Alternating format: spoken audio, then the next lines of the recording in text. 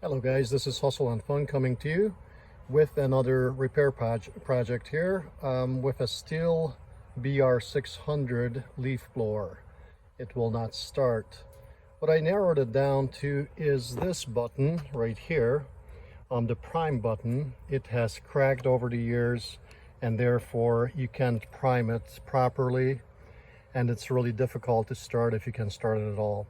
So what we're going to do is I already ordered a part for it. Hopefully that's going to solve the issue. And it wasn't that much. It comes in a pack of 2 or 3.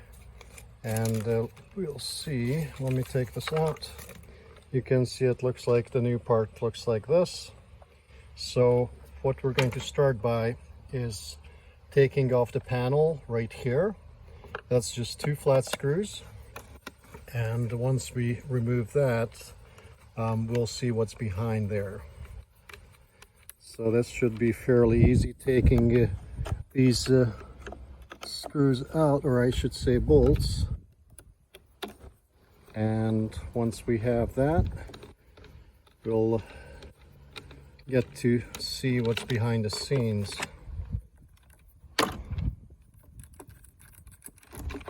Hoping this is going to be a quick repair project so I can use this leaf blower on one of the properties. So that's off, and we have a couple of torque screws. You can see right here and there. And if you don't have a Torx bit, sometimes an Allen head wrench works. This is a 9/64.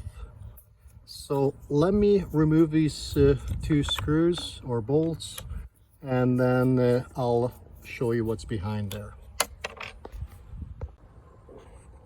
So I'm about to remove these bolts.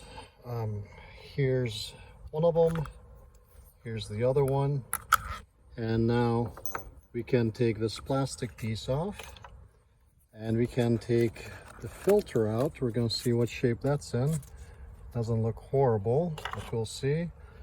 And as you can see behind that, there's another star bolt that needs to be taken off. Hopefully once we remove that, it's going to give us access to this button that we need to replace. So let's get that done. Okay, so once again I'm using the 9/64 Allen wrench instead of a star bit or a Torx bit. I'm removing both of these pieces in one, and I'm going to see if I can remove this plastic piece. I may have to pry it out, so let me try to see how I can get to that. Okay, so what it looks like I have to do here is I have to remove a few more bolts. I have to remove these 2 from the top. Then there's 2 of them at the bottom, which is way in there. You can see it through here, hopefully. And also one on the other side. It's down this way. And once that's done, there's 3 more bolts. 1, 2, and 3 that need to be removed. You can use the same Allen key to remove them. One thing you have to watch out for is for these 3 bolts, they're different from the other ones. So put those aside, make sure that you know where everything goes, and start taking the bolts apart, or take the bolts off. So use the 9/64 Allen wrench. And the recommendation, just how to do it, is you have to use the longer part of the Allen key. So when you do that, it may be stuck and it may be tough to get off. So you can use a little wrench, put it on the back of it, and you can actually twist this, and that will loosen it. So it gives you a lot more leverage on here to loosen the bolts that way. Because it would be easier if this would go in like this, and you could use the leverage on here, but you can't do that because the bolts, a lot of these bolts are set in this so deep that you need to do it the other way. So let's get all those bolts removed, and which in the meantime I actually have done. You can pull this off, set it to the side, make sure that you put those 3 bolts separate. See, these bolts have a different kind of thread pattern than the other ones, and then once you do that, you can take this off and set that aside. If you have seen any of my videos, you know that if I get the chance to clean up a little bit on some of the things I'm working on, I try to do that. This is pretty filthy. This is the first time it has been taken apart since it was new, and it's been a number of years. So I'm going to try to clean off some of this dirt. You know, it may not make that much of a difference as far as it functioning, but I think it's nice to have a clean machine, even if there are parts that you don't necessarily see from the outside. But sometimes there's little filters or things that you don't even notice that can get clogged up. So here's the part that we want to focus on, is up here. This is the button that we need to take out. It looks like there's a little tab here that you need to push. I'll grab a screwdriver in the meantime, try to push on that tab, and I think it will release. So as you can see, the new one and the old one have 2 tabs on it. So these are the ones you needed to push, one on this side, one on this side. The one to the right here, was easy to access. The other one, you had to put kind of a screwdriver behind it and pry it gently till it comes out to this point. Now we'll need to take the hose off that's on the back of this right here, and once we pry that off, we should be able to push this on and click it back in its place and start putting everything back. I'm going to clean this area off also. It has a lot of grime and grease and oil and filth on it, so it's, I don't know when the next time I will take it apart, hopefully no time soon. So I want to clean it up before I put it back together. So interestingly enough, when I took the hose off, it started giving me a hissing sound, which indicated to me is that it had pressure built up in it. As you're pushing this button, you build up pressure, and that's how you get the fuel going or priming into the carb. So you probably have to prime it quite a few times after you get this done in order to get that pressure back up. So just a recommendation, or this is how I did it. This back hose, I don't know if you can see that, but what I did is I pushed it against the wall with a screwdriver to pull this off, so I would have it in place, I wouldn't tear anything apart.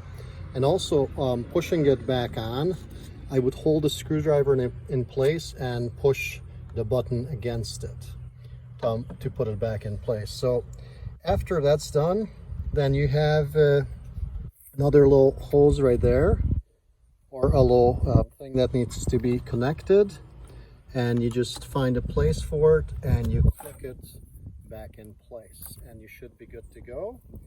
I'll click it back in place in a second. I got it, and I'll clean this off. I will prime it quite a few times to make sure I get some fuel through here, clean this up and put it back. I'll show you one thing on the pull cord, how it needs to be properly put in place and tightened, in just 1 second. So basically I'm putting together the leaf blower as the reverse of the process, what I just have gone through. I cleaned it up a little bit. It looks a little bit cleaner. I'm not saying it's 100%, but it's a lot cleaner than it was. So we can start with putting the cover on and putting the bolts back. So as with most of my videos, I try to give you guys some pointers. One of them is when you're putting this plastic piece back on, you may want to take the cap off of the spark plug so you can fit through easier, and you can always put it back afterwards.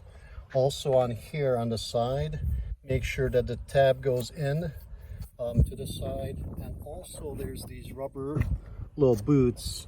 They need to be over the there's a plastic little nipple that you have to put this on both sides. And one more thing back here, you have part of the carburetor and the plastic around it. Make sure that that gets put in also when you're putting this cover on. So install the 4 bolts, 2 up here and then 2 at the bottom, and then put the 3 bolts in on the recoil, but make sure that you don't tighten them quite too tight yet. So here's what I recommend on most of these recoil things. You want to put a little bit of tension on it, and then that's when you should tighten them. That's when you should have the final tightening on it. Otherwise it may not be in its place. So have a little bit of tension on it, then tighten all 3 of them, and then go around twice to make sure that they're nice and snug. And once that's done, then we can start putting the air cleaner in.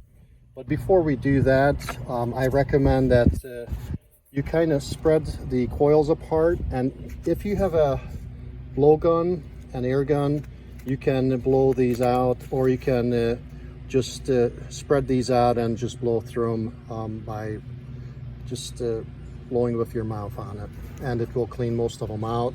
You can also tap against your hand to get some of the bigger pieces out, and that should take care of it. So interestingly enough, once you clean out your air filter, you have to put this plastic piece back in, and it has a setting. If you look, this is the summer setting, and there's a winter setting when you have this moved out of the way. So after you put that plastic piece in, go ahead and install your filter, put that back in its place, and then put all the bolts back in. Now there's 2 bolts here, and there's I believe a bolt at the bottom, and then there will be 2 more bolts. Well, actually there's only 2 bolts here of these long type, and then you'll have the 2 other bolts that are already in the plastic cover. So let's get that done. So I put back the shield that's on the side of the blower. One more thing that I would recommend you to do is take a look at the spark plug while you're here. You're working on this anyways. Take out the spark plug. It uses a 5/8 socket. You can take it out pretty simply. I already loosened mine. I have taken it out, and take a look at it. Does it have a lot of oil on it? Is it gummed up? Does it still have a good receptor? So clean it up at least and put it back in.